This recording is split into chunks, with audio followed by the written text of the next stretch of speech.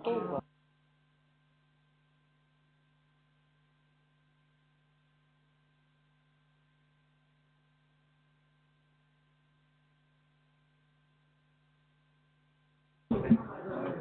предлагам да почнеме. Добар ден на сите. Драго ми е што се собравме сите од Комисијата за жалби при Советот за етика во медиумите на Македонија на отворена седница на која ќе бидат разгледани неколку жалби кои се стигнати во последните денови.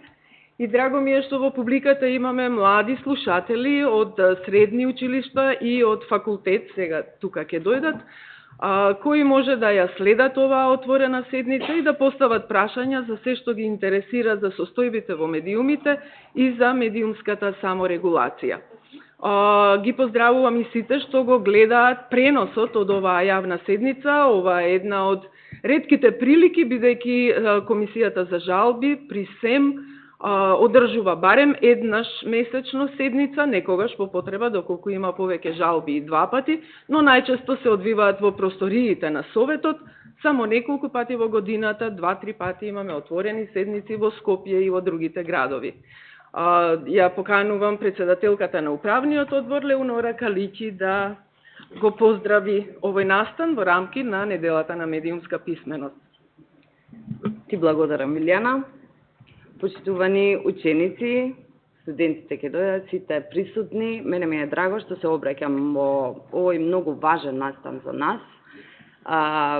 Имајќи ја предвид нашата визија и мисија на самиот Совет за етика во медиумите и најважното тело, како што е Комисијата за жалби, и разгледувањето на самите одлуки, анализата, длабока анализа на самите поплаки и жалби што се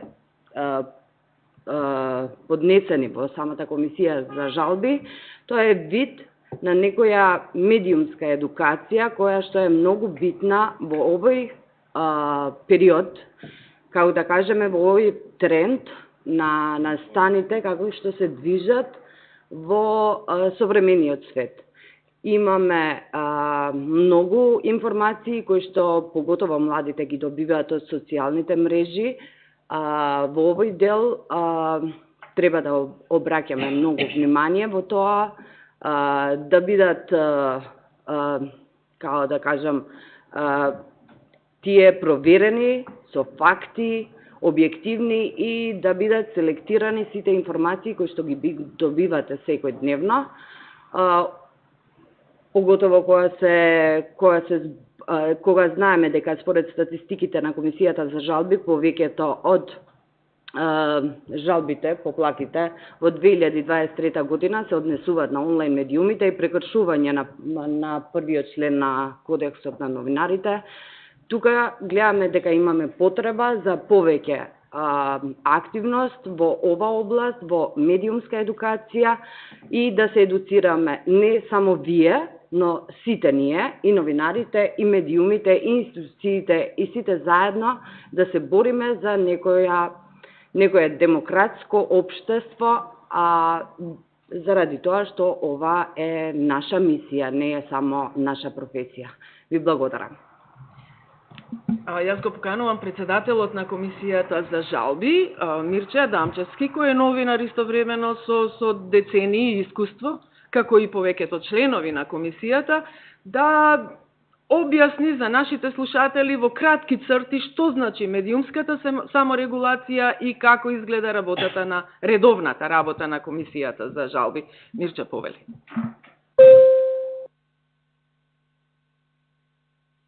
Благодарам, Билјана. Саморегулацијата не е нешто ново. Кај нас нашето тело постои 10-12 години, меѓутоа во Европа е воведено уште пред децении. Почнато е со фактите на почетокот на 20. век, кога во Данска или Норвешка, нема држиште за збор, властите им рекле на медиумите, бидејќи имало многу сејање говор на омраза, многу клевети, многу навреди, им рекле или ќе се саморегулирате, или ние ќе ве регулираме. А ако државата регулира, тогаш знаете, таа ви дава и права, но ви дава и обврски, но има и казнени одредби. И затоа првите тела за саморегулација се формирани там на север и од тогаш полека почнуваат да се шират нааму.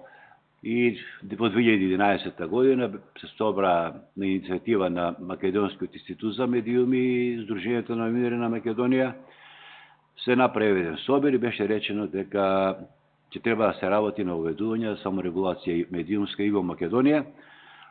И 2013, крајот на 2013, почетокот на 2014, ние почнавме со практична работа. Комисијата, како што гледате, се состои од 7 члена. Работиме ние само по жалби кои што ги поднесуваат поединци, кои што ги поднесуваат организации. Сме имале жалби од функционери, па дури од председателот на Републиката. Нашата цел е ние, која ќе ги добиеме тие жалби, ако може прво да направиме медијација некоја, ги повикуваме да се помират практично меѓу себе и доколку медиумите и жалителот се согласат, тогаш ние сметаме дека тоа е еден успешен чекор е направен, наместо ние да носиме одлука дека некој медиум не бил професионален, се однесувал неетички, но преку таа медијација успеале некако да работите, да дојдат на свое место. Значи, доколку нема медијација, тогаш заседава комисијата, како што денес ќе заседаваме. Што може друго да се каже? Ние носиме одлуки за оние кои што членки на Советот за етика, а носиме мислења за оние што не се членки. Која е разликата? Значи, многумина се жалаат и на медиуми кои што не се членки на Советот за етика. И сега ние не можеме да го игнорираме жалителот и затоа седнуваме, расправаме, но не носиме одлука, него носиме мислење дали бил пред медиумот етички или не бил етички или не бил професионален. А доколку е членка на Советот за етика, тогаш да носиме одлука која што, да речеме, има некоја поголема тежина во однос на нашето мислење. Нашите мислења едно време имаше многу адвокати, при сега добиваме жалби од адвокати во име на жалители, ги чекаат адвокатите, па ги земаат, па оттука одат на суд, затоа што во некои од законите, да речеме Законот за граѓанска одговорност, па и кривичниот закон во делот на говор на омраза, таму веќе има нешто, се споменува етичноста на медиумите. Така што постои опасност некои од медиумите или тие главни уредници да одговараат и кривично доколку станува збор за говор на омраза, адвокатите во подкрепа на своите тужби ги даваат и ги носат и нашите одлуки. Одлуките што ги носиме се пишуваат и ги испраќаме и до жалителот и до медиумот, и медиумот е обврзан да ги објави. Тук имаме проблем, медиумите не сакаат да ги објават одлуките, затоа што таму стои дека тие се ја нарушиле професионалност и нарушиле етиката. Меѓутоа, сметам дека со тек на време работите ќе стануваат подобри, се повеќе медиуми. Не дека нема, медиуми објавуваат, но не сите се разбира, или објавуваат ако е во нивна полза, отпрлена е жалбата и така. Тоа вака толку од мене, ако има нешто од колеги да дополни, нека повели.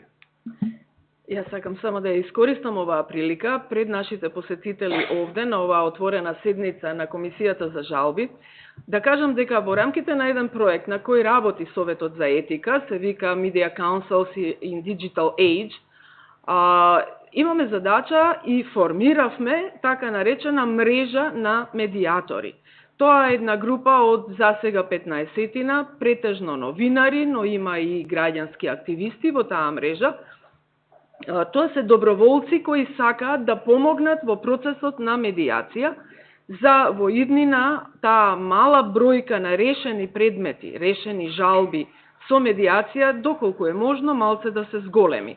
Во Европа тоа го викаат и наоѓање на пријателско решение или amicable solutions и така натаму. Сите пресовети во Европа, здружени сме во една алијанса, прават преглед на процедурите во која земја овој процес има покажано најдобри резултати, за да си го споделиме тоа искуство меѓусебно и да видиме во иднина на кој начин може медиумите и граѓаните низ директна комуникација да се договорат за пријателско решение. Најчесто тоа значи корекција на текст, извинување, отстранување на некоја од спорните содржини објавени во медиумите. Ќе видиме во иднина како ќе функционира оваа мрежа на медиатори и ќе го споделиме нашето искуство со партнерите кои сме во овој заеднички проект финансиран од Европската Унија. Ви благодарам за времето и сега јас ќе ја оставам комисијата, јас ќе се повлечам, може би и Нора, за да бидат поблиску сите членови и да може да и тие што не следат онлайн, да ја следат работата на денешната отворена седница. Благодарам. Да, благодарам Бива. Ајде, нека се повлечат Сефер и ета понаваму, да ја пати камерата, да ја видат колку се убави. Кога работиме, ние работиме не е само еден референт, него расподелени сме на секоја седница на комисијата, има различен членови на комисијата кои што ги подготвува материјалите за седницата и реферира пред членовите на комисијата, а потоа ние дебатираме. Денес е редот на Жана Божиновска од Слободен печат, одговорен уредник и член на комисијата од неодамна, Жане Повели.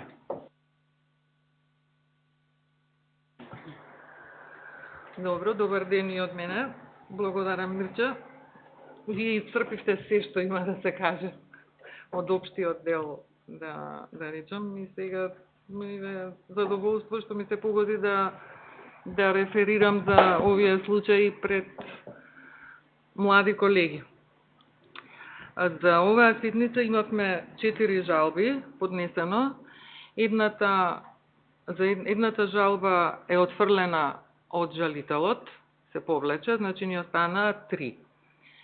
И јас сега ќе одам еден по еден случај. Првиот случај ни е жалба од Александар Стојановски за текст нов елитен стамбено-деловен комплекс Порта Скопје Баја Дора општина Центар, објавен на порталот Независен МК на 4 октомври. Во жалбата се наведува дека во оспорената содржина има елементи на прекршување по основ на буквално немање разграничување меѓу рекламирање и новинарска содржина. Жалителот наведува дека се работи за промотивен текст, односно реклама, која не е означена како реклама и изгледа вака како новинарски текст, и тоа, како што вели жалителот, во момент кога во јавноста е актуелна дебата околу подигање на уште една висококатница во центарот на градот.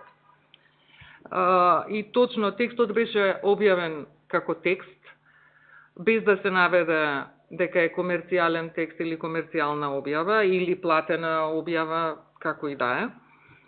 И по поднесувањето на жалбата контактиране медиумот и оттаму е добиен одговор во кој што се извинуваат за превидот, така го нарекуваат, кој го направиле со објавената оспорена содржина.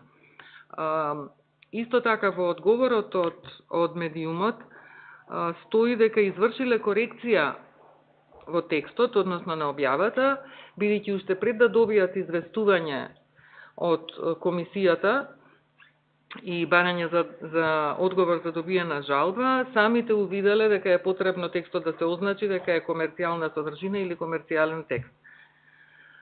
Подносителот на жалбата по ова е контактиран и информиран е за постапката на медиумот и се согласи, односно прифати медијација, исто како и порталот, и со тоа случајот е затворен. Сега, јас тука би кажала дека во првичниот текст што беше објавен на порталот, според мене имаше прекршување на член 6 од кодексот, во кој, меѓу другото, стои дека треба да има разграничување меѓу рекламирање и новинарски текст и илустрација, како и тоа дека комерцијалните и политичките огласи како и спонзорираните текстови ќе бидат видливо издвоени од уредувачките содржини и означени како комерцијален текст. Во ред е тоа што медиумот ја исправил грешката, меѓутоа мислам дека тука требало да се испочитува и членот 3 од кодексот, кој предвидува објавување на исправка со нагласена напомена дека се работи за одговор или исправка на претходно објавена информација. Такви случаи сме имале, кога, бидејќи овде, во случајов со независен, на портал нели може да се менува содржината, само додадено е долу дека е комерцијален текст, без никакво објаснување или извинување, со кое што, да речеме, би биле доведени во заблуда, не знам, читателите, и тоа ми е единствената забелешка.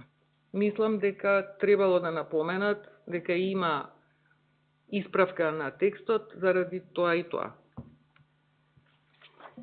Добро, Жане, мислам, во право си се последнава забелешка, меѓутоа па многу побитно е што се договориле двете страни на медијација.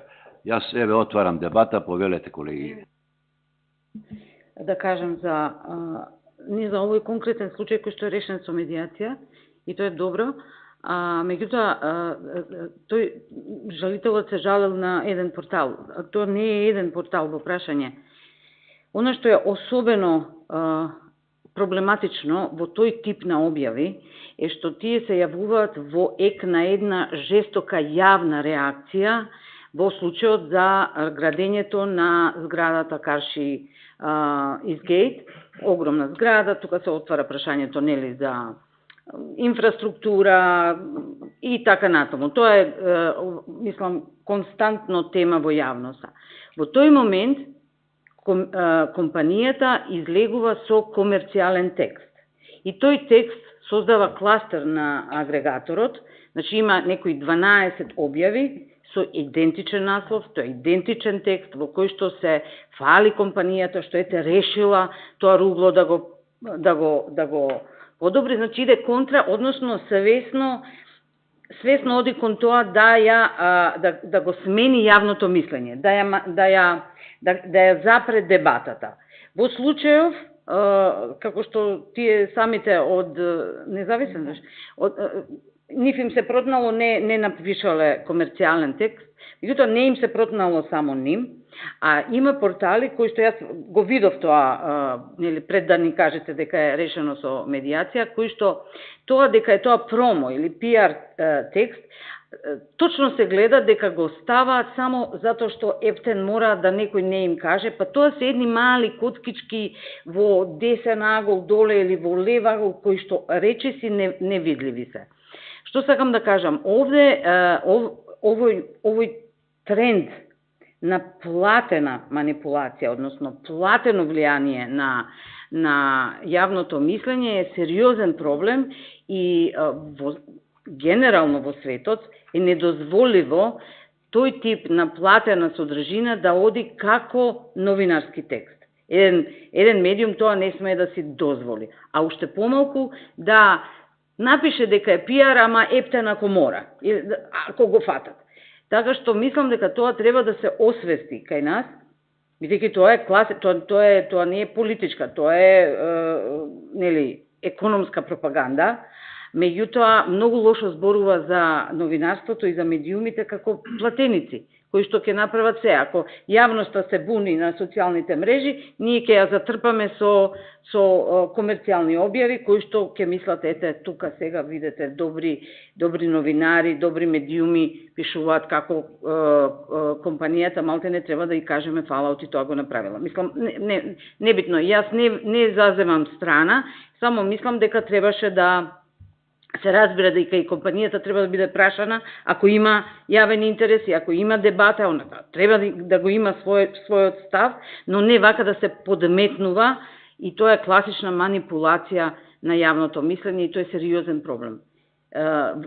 Ова е решено со порталот, затворен е случајот, меѓутоа тоа е сериозен проблем на кој можеби треба да се некако да се адресира, не знам како, дали само со апели или со саморегулација, но треба да се отворат очи за овој проблем, сериозен проблем е. Може само да дополнам.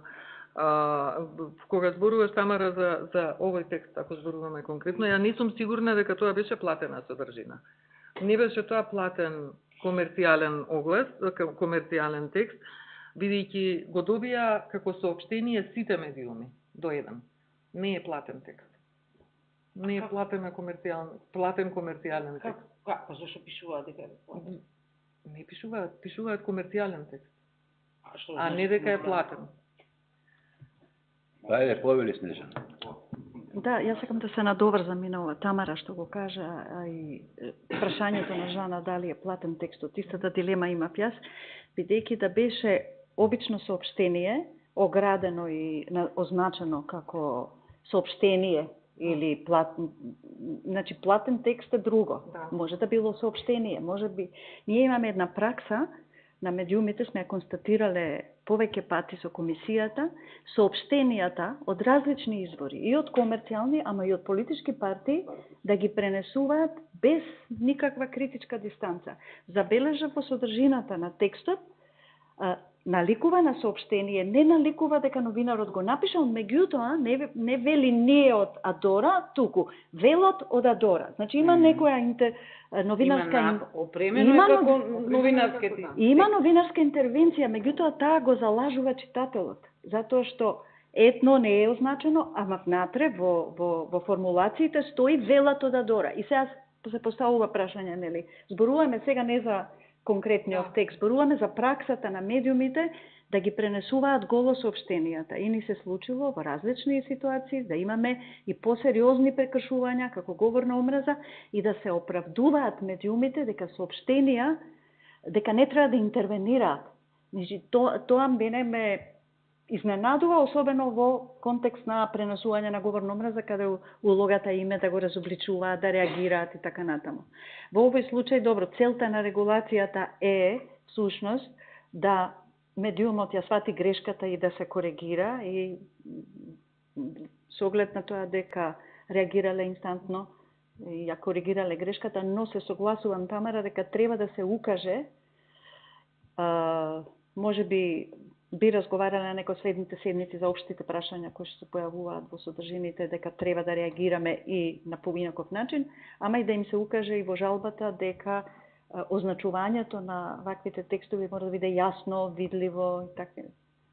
Тоа е моето мислење. Тоа во одлуката што ќе биде напишена, која ќе им се прати, може да се каже ова последно што кажа Снежана ти. Дали има некој друг да каже нешто за првава или да преидеме на втората? Благодарам. Мирче, добар ден на сите.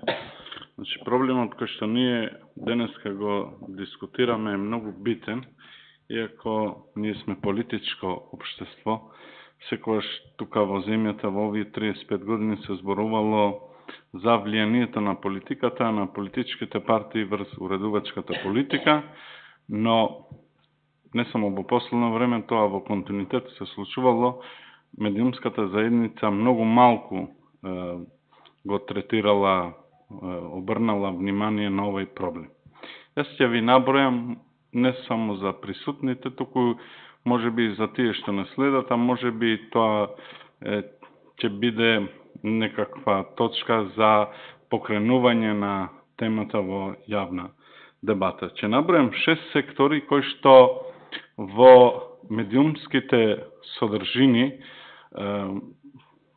протнуваат, продираат како значи текстови кои што се новинарски, а всушност се класични комерцијални текстови, како што видовме, не е битно дали е платен. Тој секако дека е платен, на еден или друг начин. Ние знаеме дека големите компании ги искористуваат медиумите директно, индиректно, има различни начини на, еве да речеме дека текстот не е платен конкретно, но тој секако дека на некаков начин е платен. Градежништвото е една од сферите за кои што нашите медиуми, освен тие што се финансирани од меѓународни донатори. Значи, за градежните фирми многу ретко ќе видите негативни вести. Исто се случува за мобилната телефонија. Ние и да имаме негативни вести за големите компании на мобилната телефонија, нема тоа да видите во нашите медиуми. За енергетиката, за ЕВН, исто така нема да видите негативни текстови и кога се работи за евентуални пропусти и така натаму. Може би и неправди кон граѓаните. Тоа е така, затоа што ЕВН има многу реклами во медиумите. Приватните болници, исто така, никогаш ние го имаме случајот на приватната болница во Ѓорче Петров, Санте Плюс, во кој што една мајка, една жена го изгуби животот заради фактот што нели се случувале грешки во работата, а тоа во медиумите многу малку го видавме. Исто така за приватните универзитети многу малку може да видиме вакви вести кои што се негативни, затоа што они имаат многу пари и ги финансираат, односно рекламираат во медиумите и на некој начин, значи, ги финансираат медиумите и со тоа ја купуваат, условно кажано, значи под наводници ја купуваат уредувачката замислена независност која што во земјата е само поим и никако не е практика. Значи, мислам дека банките ги заборевив, тие се многу битни. Значи, за банките и за брзите кредити ни случајно не може да станува збор, јас сум само критичен.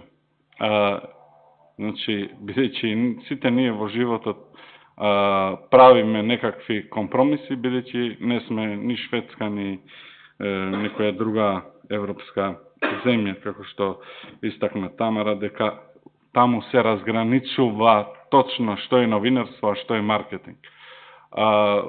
Дека се случувало и на нас тука присутните некојаш да не објавуваме некаква негативна вест за некоја компанија, сигурно дека се случувало, бидејќи сега се тренд брзите кредити, знаеме дека тие многу лошо влијаат, па дури се растураат семејства, некои завршуваат многу лошо, некои луѓе кои што взимаат кредити и не може да ги враќат, но тоа не е тема во нашите медиуми. Затоа што брзите кредити, поради фактот што добиваат многу пари, рекламираат во нашите медиуми и они ја премолчуваат темата. Истото се случува и за банките, за каматните стапки кои што во земјата се највисоки на Балканот, а може би и во Европа. Јас не сум економски новинар, јас сум политички новинар, јас сум зборувал, сум пишувал за влијанието на политиката, но еве денес убаво што ме поттикна случај да зборувам и за влијанието на бизнис заедницата, бизнис групациите, големите компании, големите олигархијата во земјата која што е многу моćна и може да ги контролира не само медиумите, но и пошироко, зашто не сакам да зборувам на ова седница. Благодарам. Добро, тоа ќе оставам за денови на политичка писменост. Добро. Накратко само ќе кажам дека колку е важно и колку е мора да се зборува за ова работа е тоа дека столб на секое општество е вистината, а вистината секогаш има потежок пат да дојде во видливоста отколку што невистината. И се согласувам со Жана што кажа дека дефинитивно, иако овој случај се завршува со медиација, проблемот е во тоа што објавувањето на исправката некако оди под некоја магла, што веќе е направена штетата. Граѓаните повеќе ќе слушат за текстот, за објавата, за тоа за промоцијата, отколку што за исправката. Да, благодарам. Ајде, Снежана. Уште би која Снежана? Пардон. Мене? Тебе. Добро. Тебе. Не би завршила со овој случај дека платен или не платен, ама во случајот не е платен и тоа е битна работа. Значи, бизнисот, односно Адора, ги злоупотреби медиумите.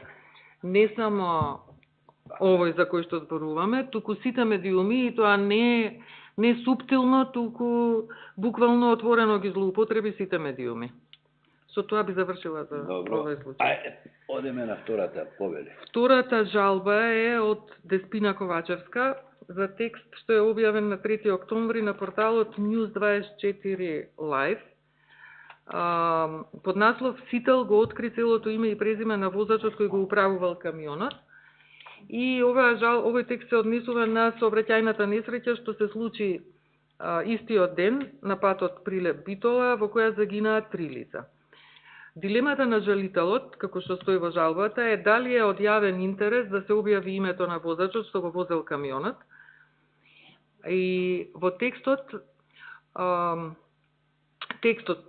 во целина вака, освен овој пасус каде што се споменува името на возачот на камионот, е коректен и информативен. Меѓутоа, како што стои во жалбата од Ковачевска, го зема името и става името, мислам, на возачот, но и на медиумот. И става сензационалистички наслов Сител го откри целото име и презиме на возачот кој го управувал камионот. На овој начин се имплицира некаква вина кај возачот, иако се уште и до ден денес нема разрешница на овој случај, во истрага е, и според жалителот може да има импликација по безбедноста на возачот. Според мене, жалителката во овој случај е во право, бидејќи прво, името на возачот на камионот не е јавен интерес. Сега тука би направила некаква разлика, во некоја мера може би е од интерес на јавноста, бидејќи знаеме каква е сензационалистичката настроеност на публиката, љубопитност некаква може би, но тоа мислам дека не го оправдува објавувањето на името на возачот. Втора работа, бидејќи случајот е во истрага, можна е импликација по безбедноста на возачот, точно, но и по неговиот углед.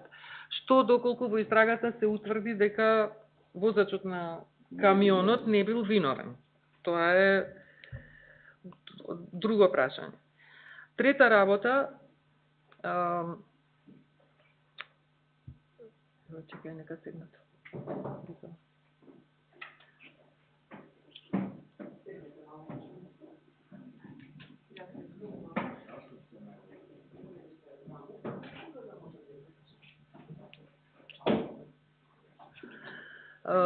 Третата работа во врска со овој текст, со овој случај да речеме,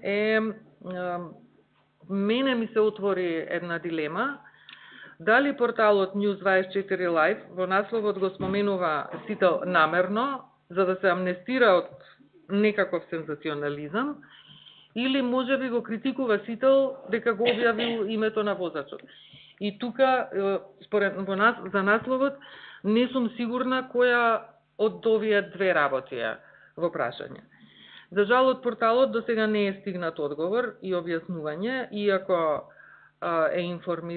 иако е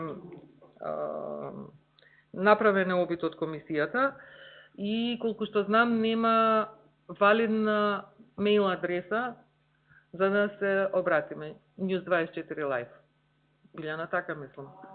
Според известувањето нема валидна мејл адреса медиумот. Се враќа, да. Тоа е друго прашање, мислам, за друга дискусија, како може медиум да нема валидна мејл адреса. Да не зборуваме сега и за импресум и така натаму. Во случајов со овој текст мислам дека е прекршен членот 7 од кодексот, во кој стои дека новинарот ќе ја почитува приватноста на личноста, освен кога тоа е во спротивност со јавниот интерес, а овде името на возачот на камионот не е, мислам, јас стојам на тоа дека не е јавен интерес. Исто така, би се повикала тука и на член 8, кој според мене е прекршен, и во кој се наведува дека начинот на информирање во случај на несреќи, елементарни непогоди, војни, семејни трагедии, болести, судски постапки, мора да биде ослободен од сензационализам. Мене ми е жал што не може да ги исконтактираме News 24 Live, за да го видиме нивното објаснување какво е, но тоа е, за тоа ќе дебатираме друг пат. Како да дојдеме до тие медиуми? Добро. Патем да кажам дека не од сите медиуми добиваме ние одговори, така веројатно и од овој медиум, иако не им работи, добро, не им работи мејлот, меѓутоа голем дел од медиумите воопшто не одговараат на жалбите, сметаат дека со игнорирањето на нашето барање да одговорат дека е нешто ќе постигнат. Добро, отварам дебата. Ево од лево криво Снежана, повели. Јас согласувам со мислењето на Жана. Извинете, се согласувам со мислењето на Жана. Сметам дека има повреда и на член 7 и на член 8 од кодексот, но и на насоките. Во 7.1 стои при известувањето за несреќи, кривични дела и така натаму, нема да се објавуваат имења и фотографии на жртвите, но нема да се објавуваат ниту податоци од кои индиректно би можел да се открие идентитетот на жртвата и сторителот. Тоа е една работа и поврзано со безбедноста на човекот.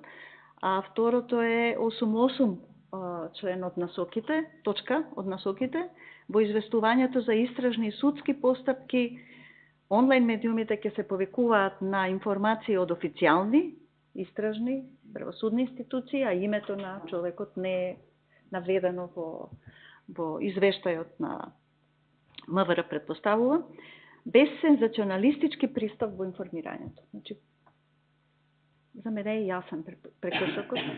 Значи, има и повреда на презумпција на невиност, поврзана со повреда на приватноста во член 7, што е регулирано.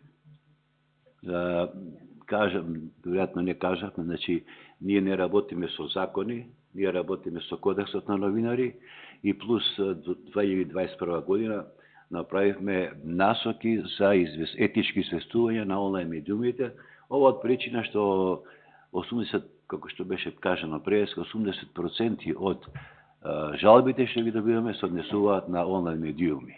Тие досега воопшто не беа опатени со наше разгледување во поширока смисла. Ние се водевме во кодексот, меѓутоа кодексот е 20 години стар, а во меѓувреме нови медиуми доаѓаат и затоа ги направивме овие насоки. Тамара, повели.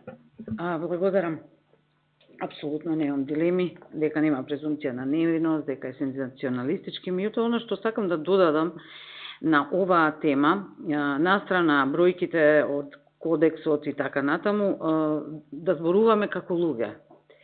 И јас многу често сега на публиката ќе го поставам прашањето. Замислете дека возачот на камионот ви е некаков чичко или татко. Како ќе се чувствувате ако му го видите името? Прво бил во сообраќајка, фатални последици има, луѓе загинале, вие сте му роднина и неговото име е објавено. Ние сме општество без емпатија, без основно чувство на пристојност и воздржаност. Тоа значи презумпција на невиност. Тоа значи немојте сензационалистички да информирате. Тоа значи да бидеме луѓе, да се ставиме во ситуација на тој кој што е во неволја, а не да му го вадиме името за да ни кликне некој повеќе пати. Мораме да ги објаснуваме тие, не е тоа 8,8 број, па ние зборуваме како новинари, како професионалци, бидејќи ја имаме таа моќ. Ние како професионалци имаме моќ него да го сликаме и да го објавиме на главни вести со некаква приказна. Ама имаме одговорност и не смееме таа моќ да ја злоупотребуваме.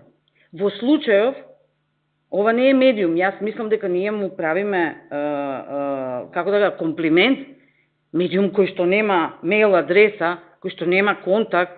Мислам, тоа е некоја човек, медиум кој што се решил, не знам, успут да заработи од некои кликови, од некои реклами. Ние му правиме чест што расправаме за ова. Инако, апсолутно се согласувам, ова е катастрофално кршење на етичките норми и на професионалните норми, на човечките, ако сакате, норми. И то не заслужува да се нарекува као наши колеги. Благодарам. Може би ќе бидам многу строга ако кажам дека најголемиот проблем во новинарството, во медиумите се фантом, да кажам, ваквите медиуми, зашто оние прават штета и после тоа немаш каде да ги адресираш проблемите. И за мене тоа што Жана пак го спомна, дека голема дилема е тоа насловот, зашто сите истражувања покажуваат дека, и вас да ве прашувам, над 80% луѓето читаат наслов. Не читаат целава содржина и тука е голем проблем. Но сепак ќе се надоврзам со тоа дека фантом медиумите кои што не се регистрирани, кои што немат точна адреса, точни луѓе, каде што би можело да се адресира целиот проблем, се најголемиот проблем во нашето поднебие, што се вика новинарство. Сепер. Професорски сеат. Не. Тама за учениците. Добро, тоа ми е професија, јас не можам да бегам од објаснувањето за еден проблем. Значи, приватноста е една од темите од кои што нашето новинарство паѓа на испит многу често. Нашите медиуми, тие што се вистински медиуми, јас се согласувам со Тамара дека се работи за квази медиуми, се работи за псевдомедиуми. Но јас сум бил еден од поборниците за да расправаме ние за вакви, да речеме, и квази медиуми. Инаку, како ќе знае јавноста дека некои се професионални медиуми, а некои други не се? Односно, како ќе знае која е границата помеѓу професионализмот и непрофесионализмот, и затоа ние со ваквите дискусии, со одлуките што ги донесуваме, со мислењата, се обидуваме јавноста, ова што е, значи, денешна тема и настанот се одржува по повод медиумската писменост. Значи, мора публиката да на некој начин разбира повеќе од медиумската сфера, бидејќи, да знаете, ние сме последни, за многу нешта сме последни, за жал, меѓу другото и во сферата на медиумската писменост сме последни на Балканот и, за жал, во Европа. Значи, приватноста во сферата на приватното, медиумите влегуваат често во нашата земја. Како вели кодексот и кога може да се објавуваат имиња и така натаму, бидејќи ќе ви го спомнам еден случај кога се истакнуваше, кога беше убиството на Вања, на младото девојче. Се истакнуваше дека тие што се обвинети не се албанци. Тоа се истакнуваше затоа што во земјата се покрена прашањето дали се поврзани структури од Косово или пак албански структури во случај. Значи, во тој случај, МВР беше на некој начин должно, немаше друг начин, друг излез, само да излезе и да кажува дека тие не се албанци. Идејата ми е ова, дека некогаш не може да бегате од објавување на детали за идентитетот на некој човек, но тоа е во екстремни случаи. Тоа може да биде случај, значи откривањето на приватните детали само во настан или само во случај кога јавниот интерес е поголем. Фактот дека нашите медиуми многу малку го почитуваат јавниот интерес зборува за тоа дека објавуваат детали за личниот живот, за здравствената состојба, не знам, кој со кого се развел, кој со кого пак се враќал, значи го прекинал разводот и така натаму. И затоа имаме сензационалистички медиуми, а се помалку, и тоа е жалното, што се помалку ние имаме професионални и етични медиуми. Благодарам. Значи, токму ова што го зборува Сефер, значи не го почитуваат јавниот интерес, меѓутоа, јас кажав во образложението, повеќе се осврнуваат на интересот на јавност. А интересот на јавноста знаеме што е. Скандали, сензационализам и слично. Тоа е главниот проблем според мене. Интересот на јавноста не е секогаш јавен интерес. Значи, многу често тука медиумите секогаш тргнуваат од интересот на јавност. Да, се согласувам со тебе. Не спорам. Јас затоа често наместо јавен интерес велам општо добро, пошто тоа е јавен интерес, а ова е интерес на јавноста, тоа што јавноста ја интересира, што е дознала да дознае. Пошто Јас би додала најголем дел од јавноста, не цела јавност. Да, пошто голем дел од публиката ја влегува да прочита текст која ќе види таков наслов. За тоа зборуваме за кликбайт наслови. Добро, господа, се согласуваме член 7 и член 8 се нарушени од насоките од кодексот. Благодарам, одиме понатаму. Снежана, следната. Жане. Не, Снежана, нема врска со Снежана. Поповска, ја ќе те викнем, ама не си Поповска, Божина. И тоа сум. Може и Поповска си, добро. ЖПП, да. Ја знам како Поповска. Се вработи. Добро, имаме уште една жалба. Сега, мислам дека денеска жалбиве што ни се за разгледување се прилично чисти, барем според она јас што го гледав и што го мислам. Интересни се. Интересни се. Имаме уште една жалба поднесена исто така од Деспина Ковачевска, овој пат има две жалби. Оваа жалба е за текст објавен на 6 октомври на порталот Република МК под наслов "Мразачката на македонците нема објаснување за потеклото на имотот", куќите на Захариева во Софија и на Халкидики ги заинтригира европратениците. Во жалбата на Ковачевска се наведува дека насловот на текстот воопшто не кореспондира со содржината и представува навредлив говор. Исто така стои дека во оспорената содржина, значи во насловот, има елементи на мешање на факти и мислење со вест и коментар. И по пристигнувањето на жалбата за ова информирана редакцијата на Република МК и побарано е од комисијата, побарано е да се произнесе по желбата со понуда доколку целосно или делумно се согласуваат со жалбата, тогаш извршната канцеларија на Советот може да покрене процес на медијација меѓу двете страни. Редакцијата на Република МК не ја прифати жалбата, не се согласува со жалбените наводи. И во одговорот што е стигнат од нив, пишува дека се работи за информација преземена од Македонската информативна агенција, од МИА, и дека во неа нема мешање на факти, а уште помалку пак мешање на мислење со вест и коментар. Дополнително во одговорот се наведува дека редакцијата на Република, кога ја пренесувала веста, не вметнала никакви коментари и мислења. Што е точно, добро.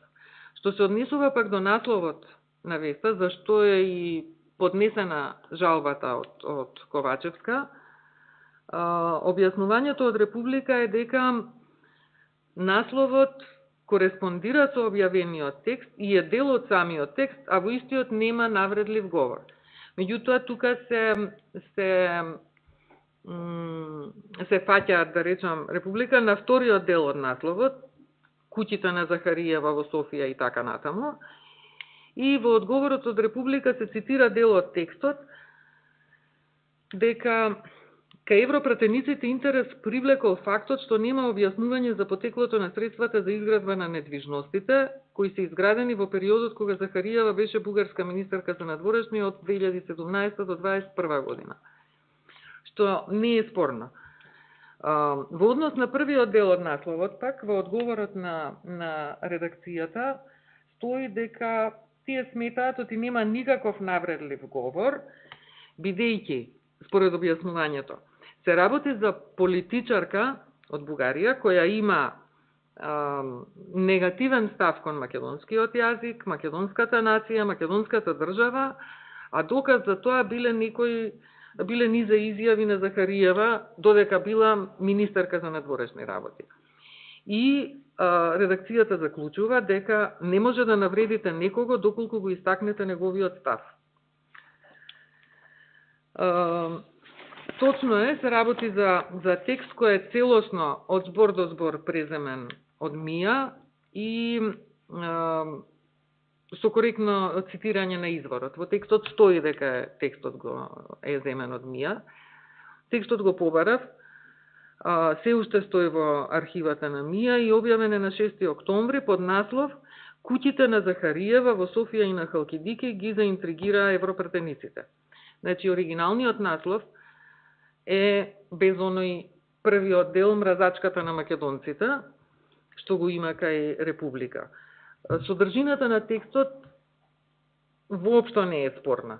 Мислам, нема ниту еден збор, да кажам, погрешен.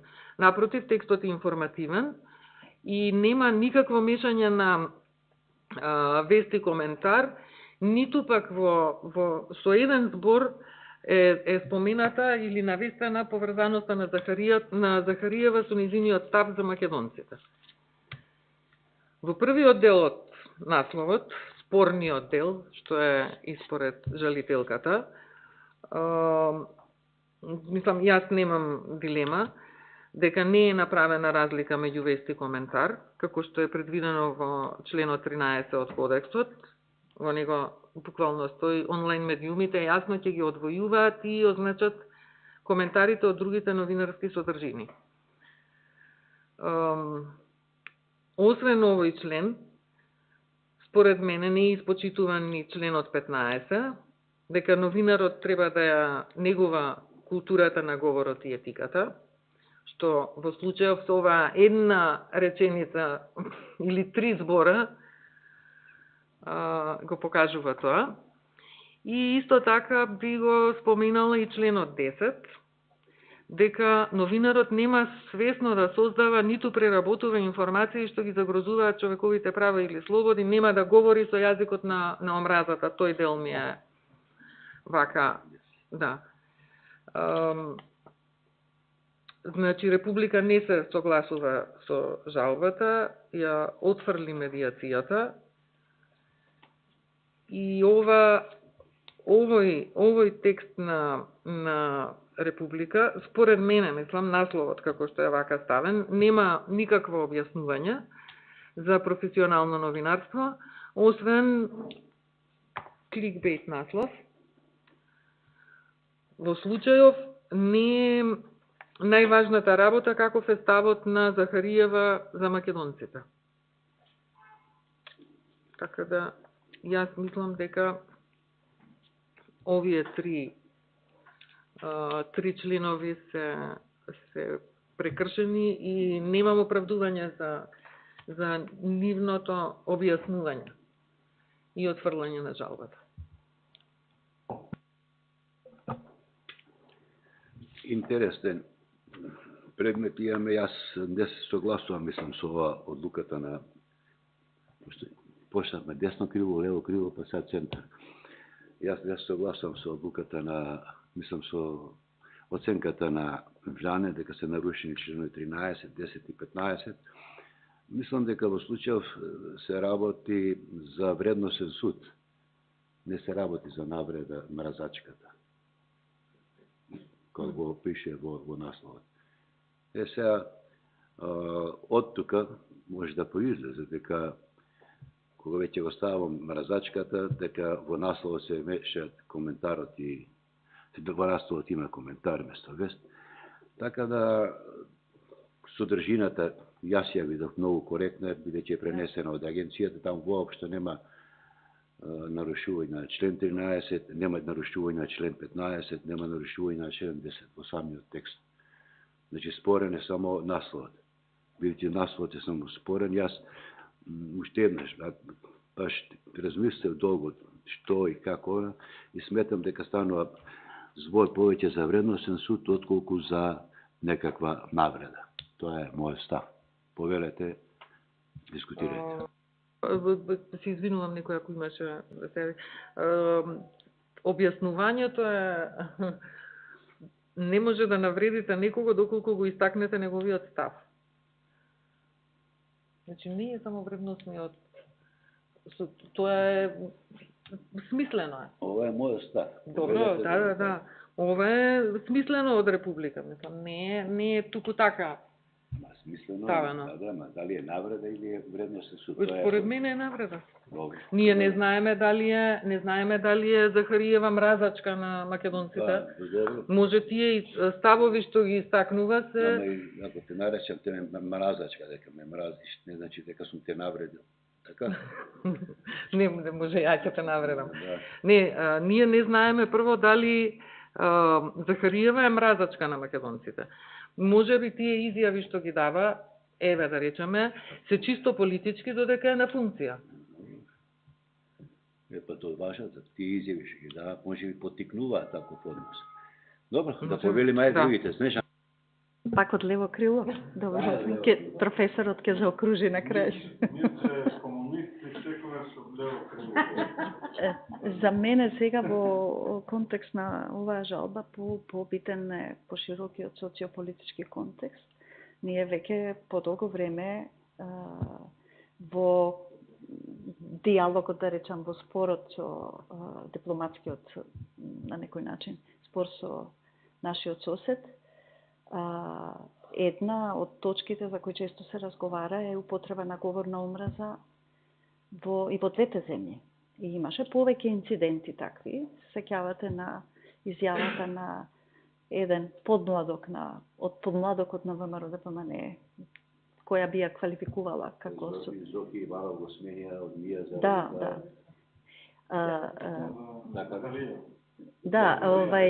Во тој повод на таа изјава, исто така нашето Министерство за надворешни работи даде и официјално соопштение, самото наше министерство. Тука го имам соопштението, но не морам да го читам целосно, но во секој случај самото министерство изјавува дека ги осудува сите форми на говор на омраза. Говорот на омраза е многу растеглив поим. Значи, дали е навреда или е наивица со говор на омраза, зборот ми беше и за тоа дека се залага за интензивирање и продлабочување на добрососедските односи со Република Бугарија. Значи, медиумите имаат посебно одговорна улога за тоа што ќе продуцираат со некоја непромислена изјава, па нека биде и навредлива изјава за бугарска политичарка. Значи, независно од тоа каква одлука ние во овој случај ќе донесеме, ние мораме пак да им укажеме на тоа дека имаат улога да ја подигнуваат свесноста за негативните последици од било какви изјави кои можат да поттикнат кај населението омраза и кон нашиот сосед и во конкретниот случај. Личноста на бугарската политичарка во овој момент не е битна. Таа беше најистакната во еден период во тие заемни политички односи, да речем, во однос на ова прашање, но медиумот за мене нема дилема дека свесно и намерно го направил тоа што го направил со насловот, од една страна да предизвика кај публиката некакви емоции негативни во контекст на тоа што го имаме како спор со Бугарија. Така да јас по голема мера сум наклонета на мислењето на Жана дека е намерно направен интервенција во насловот или во текстот објавен на МИА со цел да се продлабочи таа негативна емоција кај нашата публика и кон политичарката, но исто така и кон бугарскиот народ. Може би е тешко да се даде ваква квалификација, ама ние мораме да работиме во смисла на тоа што циркулира во јавната сфера. Ние мораме да се потрудиме да им укажеме на медиумите дека ја имаат таа одговорна улога, дури и во контекст на ова прашање. Така да се согласувам дека има елементи на прекршување барем на насоките во делот на членот 10, точките од членот 10, каде што експлицитно се повикуваат медиумите да работат на подигнување на свесноста за говорот на омраза во било која негова форма. Тоа е моето мислење. Добро. Сакаш ти нешто?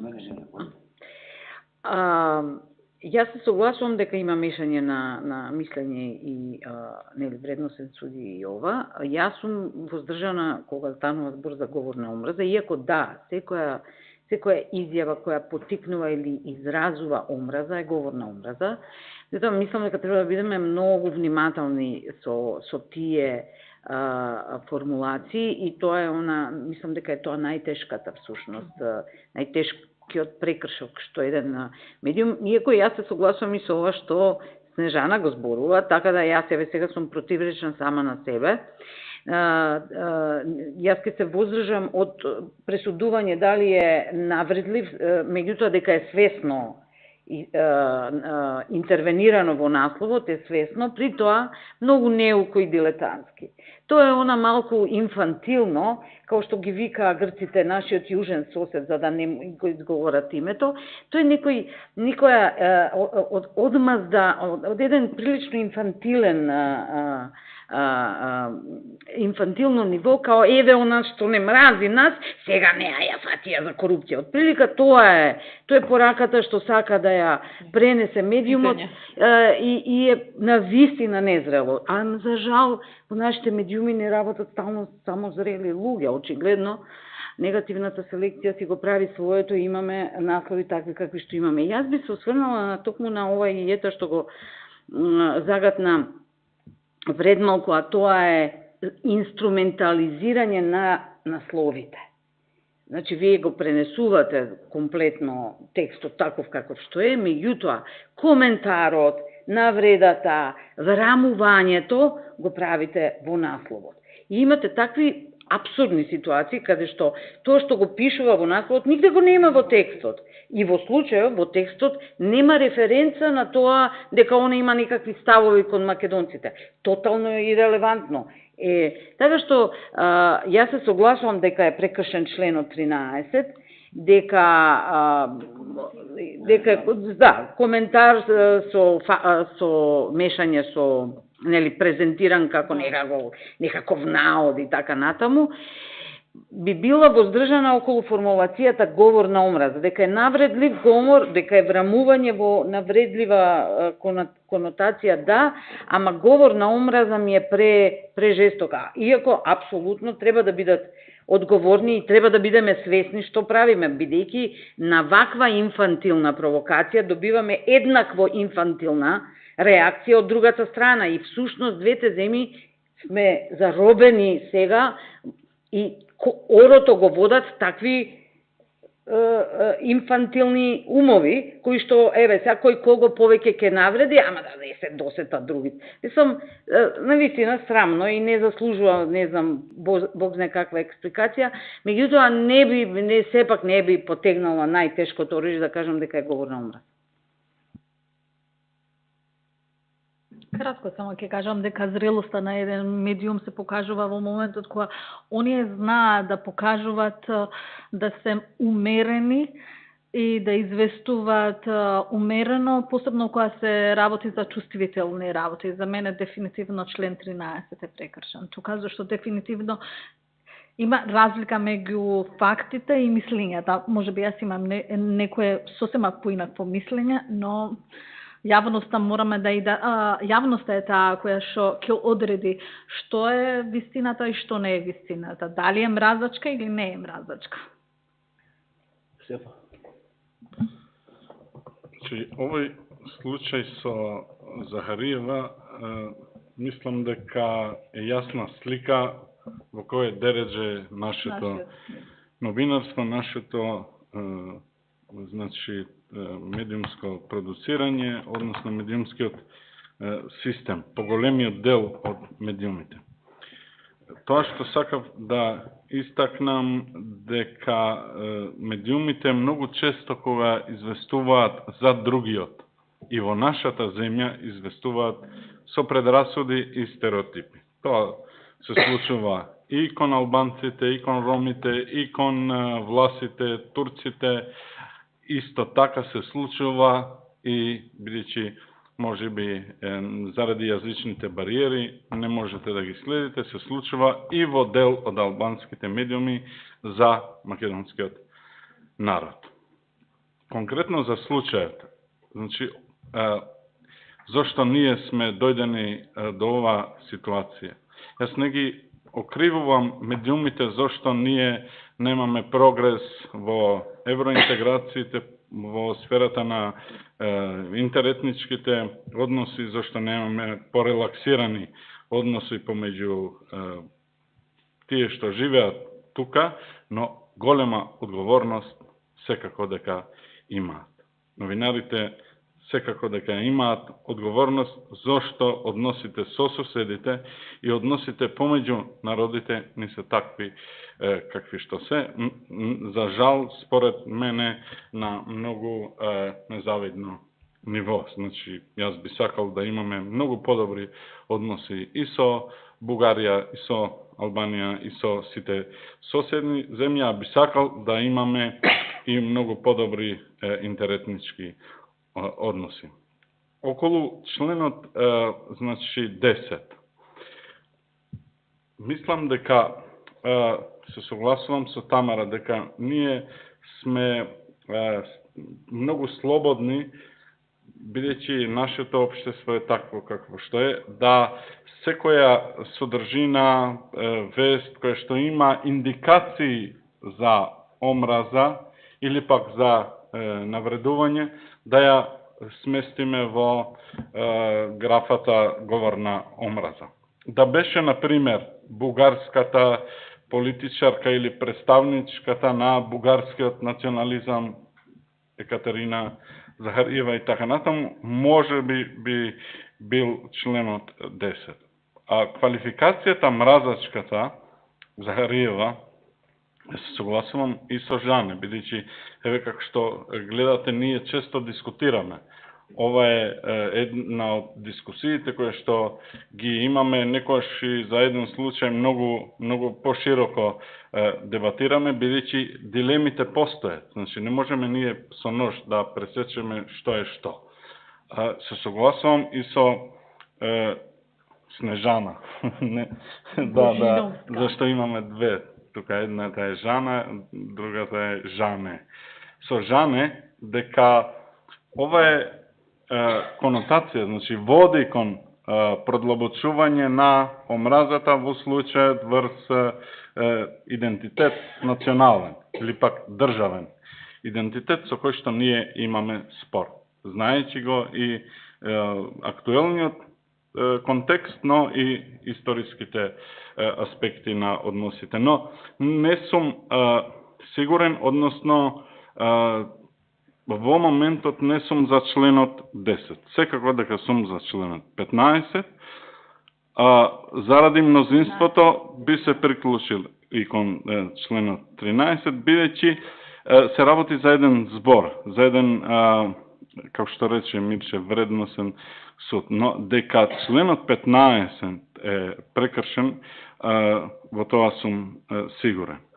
И членот еве и 13. За членот 10 не, бидејќи како што реков, идејата ми е ова, дека говорот на омраза не се однесува на една личност. Говорот на омразата се однесува на колективни карактеристики на една група, да речеме во случајот се работи за бугарскиот народ или за бугарската држава, а тоа во текстот експлицитно го немаме. Јас сум свесен дека конотацијата е таа, контекстот е тој, импликацијата води кон тоа, но нема прецизно истакнување на говорот на омразата кон Бугарија и кон бугарскиот народ. Благодарам. Благодарам, Сефер. Дали некој има уште нешто да прокоментира, да каже? Јас уште ова за Жане што го спомна самото МНР начево дека ги осудува сите форми на говор на омраза. Не знам, непромислени изјави, ама никогаш не ги осуди изјавите, непромислените изјави на политичарите, на нивните колеги, така да генерално да, ама тоа беше за медиуми да внимаваат на ова. Јас не би се повикала на Не мислам да се повикаме воопшто, јас објаснувајќи го контекстот. Да, делот договорот е, да. Да, се разговараше едно време и за тоа да се следи говорот на омраза во медиумите во тој контекст. Колку што се сеќам, но јас го спомнав ова, објаснувајќи го контекстот, дека долго време го имаме овој проблем. Инаку, се согласам со Сефер дека е тешка дилемата, не можеме се да ставиме во иста кошница нормално. Говорот на омраза може да биде и имплицитен, не мора да е експлицитен. Експлицитните и најсериозни форми на говор на омраза подлежат на кривично законодавство кон групи разни. А други форми на говор на омраза подлежат се вознемирувачки говор, дискриминирачки говор, подлежат на Законот за спречување дискриминација. Трети форми, кои што се поблаги, а се во тој контекст водат кон тоа, се во доменот на саморегулацијата. Но се согласувам, јас нема да инсистирам, затоа што јас ја имам истата дилема дали да влезе во членот 10, но може би треба во самата одлука на крај да напишеме едно општо укажување, дека треба да внимаваат медиумите кога употребуваат такви навредливи изјави во контекст на односите меѓу два народа и без оглед што е упатено на личност на поединец. Реченица околу навредата. Значи, навреда има, тоа нема никаква дилема, но навредата не е дел од кодексот. Значи, не се прецизира точно. Се прецизира омразата, јазикот на омразата. Така, тоа е навредливо, да, јас се согласувам, но дека има чист говор на омраза, мислам дека нема. Да, затоа не сум за членот 10. Благодарам. Да, значи се спомнаа членовите 10, 13 и 15, 10 според мнозинството отпаѓа. Да, 10 отпаѓа. За 13. Ти? Да, ја. За 13. Говор, коментирањето, да. Добро, се приклучувам јас кон коментарите. И знаеш, јас стално сум бил кооперативен кон мнозинството. Не, друго. И член 15, јас сум на член 15, сум дали повелете да гласаме за член 15? Добро. Добро, со мнозинство гласови 15, а 13 едногласно. 10 го отфрлих? Не. Член дели во дискусијата го отфрлихме член 10. Така да, мислам дека со ова нашата работа завршена, да ги поканиме колегите, младите колеги, доколку имаат некое прашање, да прашаат, ако ги интересира, да разјасниме некои работи, ако не им се јасни, повелете. Не мора само обрзано за денешниот случај што се разгледува, воопшто некоја дилема околу медиумите, содржините во медиумите, повелете и децата што малку се почнија, жал ми е, меѓутоа следниве комисијата за жалби, Советот за етика, ако имате прашања поврзани со ова што го слушавте, еве има.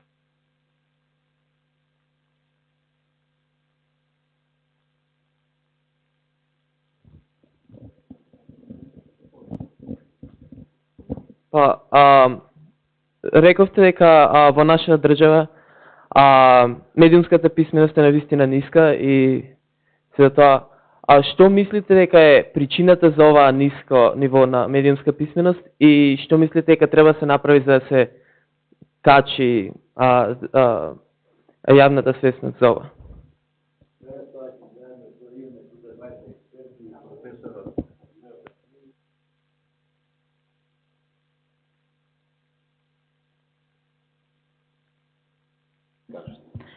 Па, колегата Сефер веројатно мислеше на ниски нивоа на медиумска писменост кај се населението, значи свесноста, критичкото размислување, свесноста за ризици од тоа какви се содржините, препознавањето на овие работи за кои дискутираме, говорно мрза, натаму дезинформација. Предпоставувам на тоа мислеше Сефер.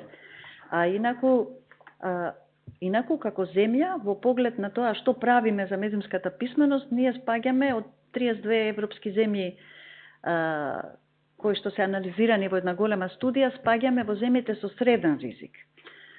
Тука се оценува, во таа студија се оценува колку земјите имаат развиени политики за развивање на медиумска писменост кај населението, особено вклучување на медиумската писменост како предмет во формалното образование, но и активности надвор од формалното образование со различни групи.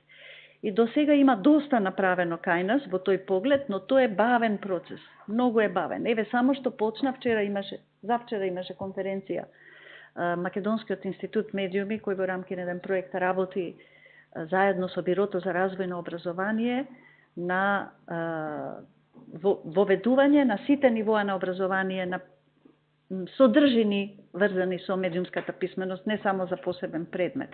Значи образованието е една област каде треба да се работи, друга област е да се работи со различни возрастни групи. Ние послаби сме во тој поглед, дека помалку активности има со повозрастните генерации. Со младите се работи доста, но ама и во други земји е тоа така. Трето, кампањи за подигнување на свесност, не знам што четврто би било. Значи, низа од активности, но државата мора да има сеопфатна некаква стратегија и тоа не е слабост кај нас, бидејќи треба да се поврзе медиумската писменост и со дигиталната информацијската писменост, со безбедноста, значи пошироко со повеќе прашања поврзани со нашето однесување во овој свет во кој денес живееме. Толку, ако имате уште нешто. Сосема кратко, значи да, токму на тоа мислев дека нивото на медиумската писменост е тоа што е. Ние сме, значи, земја со ниско ниво на медиумската писменост. Ќе ви кажам само еден факт, за да доаѓам до клучното што го мислам. Медиумската писменост како процес почна во 2010 година.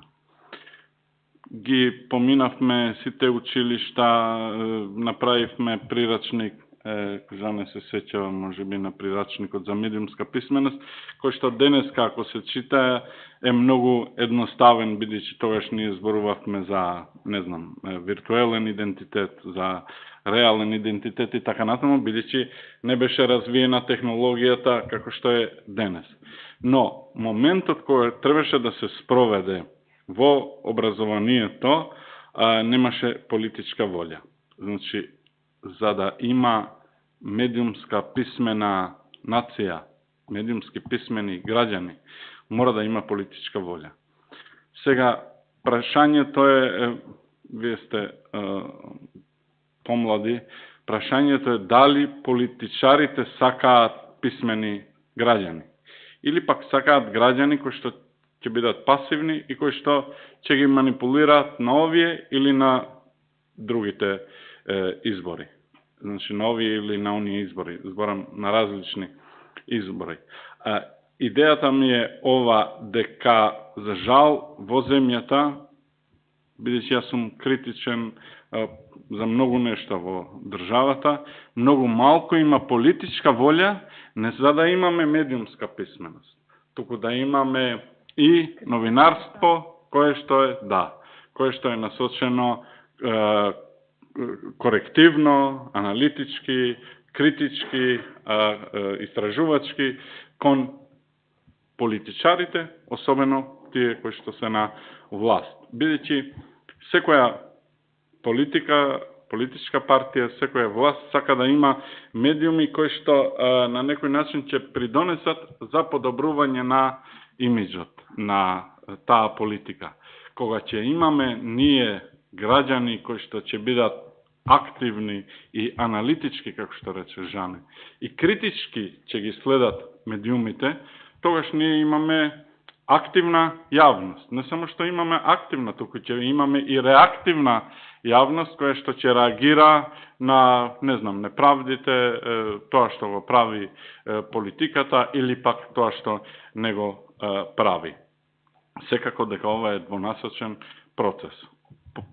Политичка волја, образование, медиуми, тоа е еден поширок круг кој што треба да функционира. Дали ние ќе успееме во тоа, јас не сакам да бидам, сакам секогаш кога зборувам пред младите да звучам оптимистички. Јас сакам, бидејќи јас сакам оваа земја, живеам тука и сакам оваа земја да прогресира, да напредува. Но за жал сакам и секогаш да ја кажувам вистината и кога зборувам и пред младите. Јас многу малку гледам политичка волја ние за да имаме критички медиуми и да имаме писмена медиумска заедница во смисла на граѓанството. Благодарам. Мислам дека ме сватите. Нашето прашање е како да избереме медиум на кој ќе му веруваме.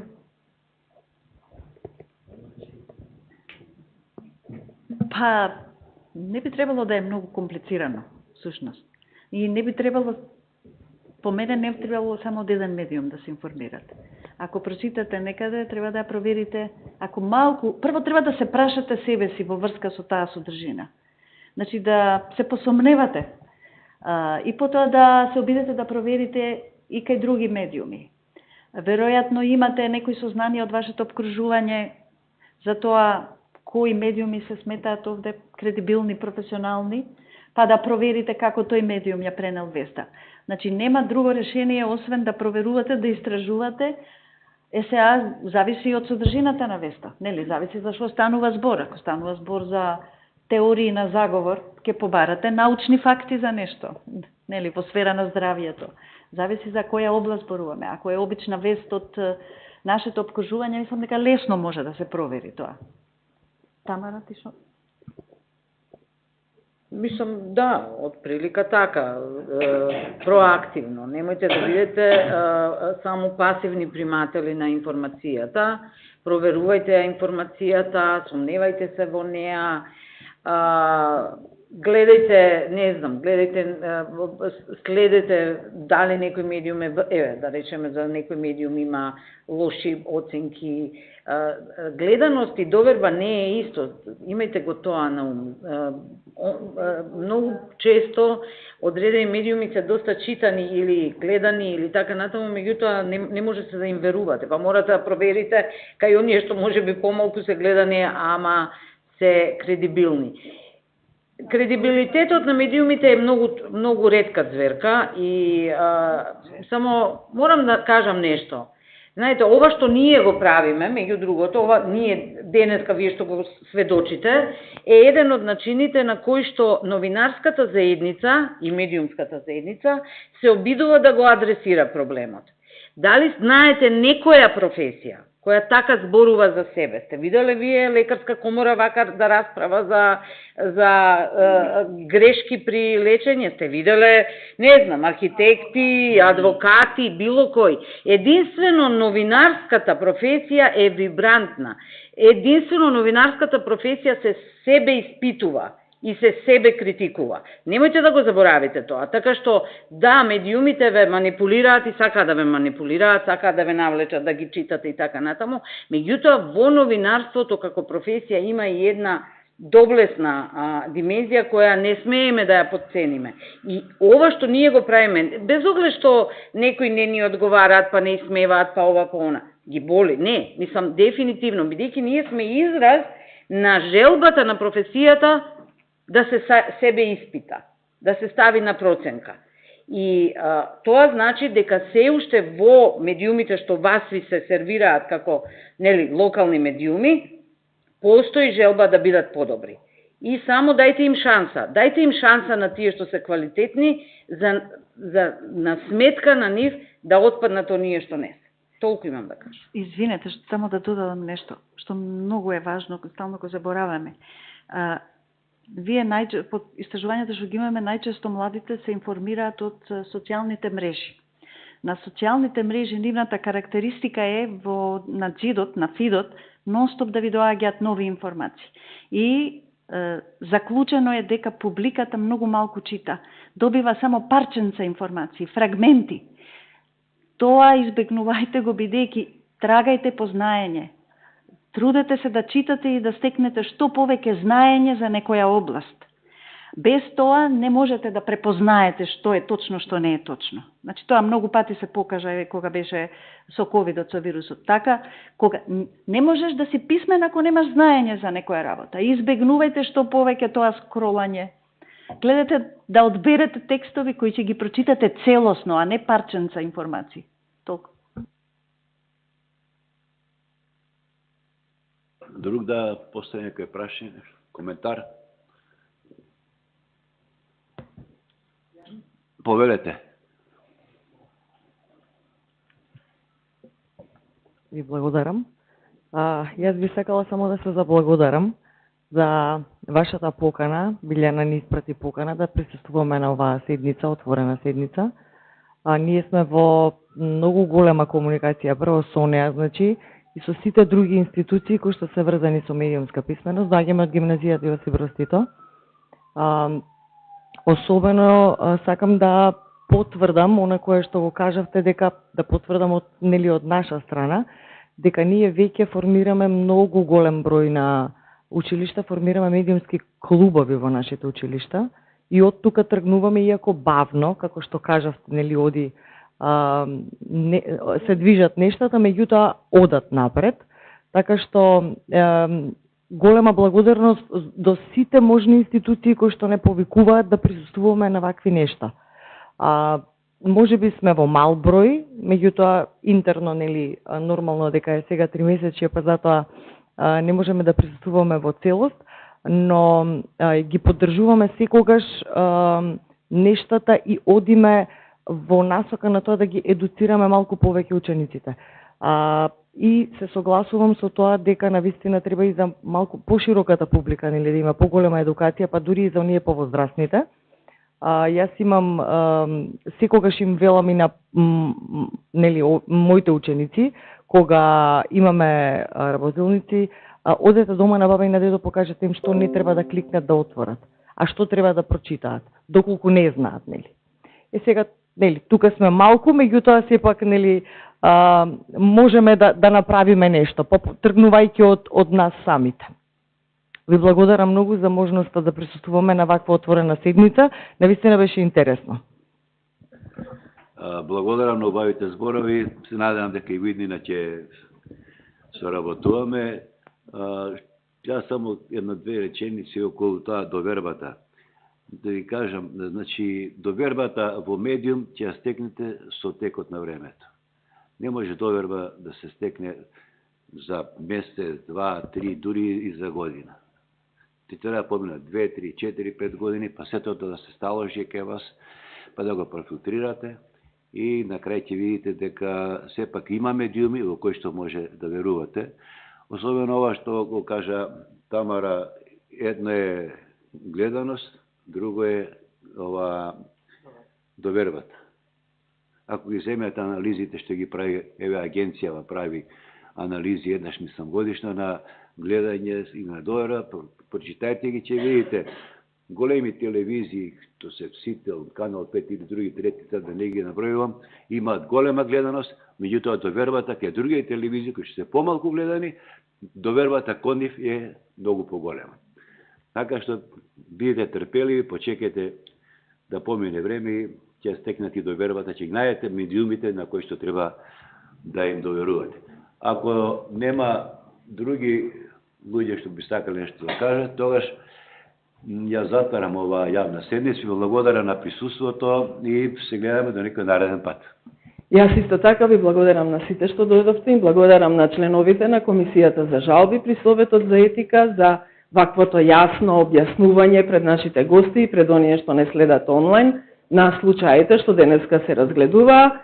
Соработката наша со гимназиите, со Јосип Брос, со АСУД, Средното училиште и со другите се разбира ќе продолжи. Се најубаво.